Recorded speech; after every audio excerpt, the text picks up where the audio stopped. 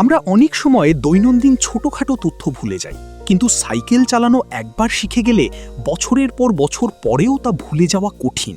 বহুদিন পর আবার সাইকেলে উঠলেও বেশিরভাগ মানুষ সহজেই ভারসাম্য ধরে প্যাডেল চালাতে পারেন। এর পেছনে কাজ করে মস্তিষ্কের এক বিশেষ স্মৃতি ব্যবস্থা। বিশেষজ্ঞদের মতে মানুষের স্মৃতি এক ধরনের নয়। তথ্যভিত্তিক স্মৃতি, অভিজ্ঞতা ভিত্তিক স্মৃতি এবং দক্ষতা ভিত্তিক স্মৃতি, এই তিন ধরনের স্মৃতি আলাদা আলাদা পথে সংরক্ষিত হয়। সাইকেল চালানোর মতো দক্ষতা সংরক্ষিত থাকে যাকে বলা হয় প্রসিজারাল মেমোরি। অনেকেই একে মাসেল মেমোরি বলেও চেনেন। এই ধরনের স্মৃতি মূলত মস্তিষ্কের বেসাল গ্যাংলিয়া এবং সেরেবেলাম অংশে সংরক্ষিত থাকে। এই অংশগুলো শরীরের নড়াচড়া, ভারসাম্য ও সমন্বয় নিয়ন্ত্রণ করে। তাই একবার কোনো শারীরিক দক্ষতা ভালোভাবে শিখে গেলে তা দীর্ঘ সময় ধরে টিকে থাকে।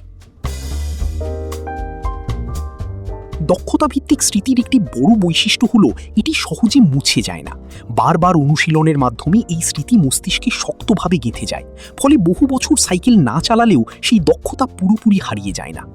প্রথমবার শেখার সময় কিছুটা কষ্ট হলেও অনুশীলনের মাধ্যমে মস্তিষ্ক দ্রুত শিখে নেয়।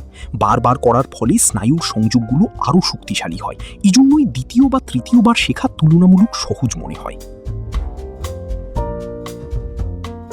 সরাসরি সাইকেল চালানোর সময় মস্তিষ্কের কার্যকলাপ বিশ্লেষণ করা কঠিন হওয়ায় বিজ্ঞানীরা বিকল্প পদ্ধতি ব্যবহার করেন। যেমন আয়নায় দেখে ছবি আঁকার মতো অনুশীলনের মাধ্যমে বোঝা যায় কিভাবে পুনরাবৃত্তির মাধ্যমে কোনো দক্ষতা স্থায়ী হয়ে যায়।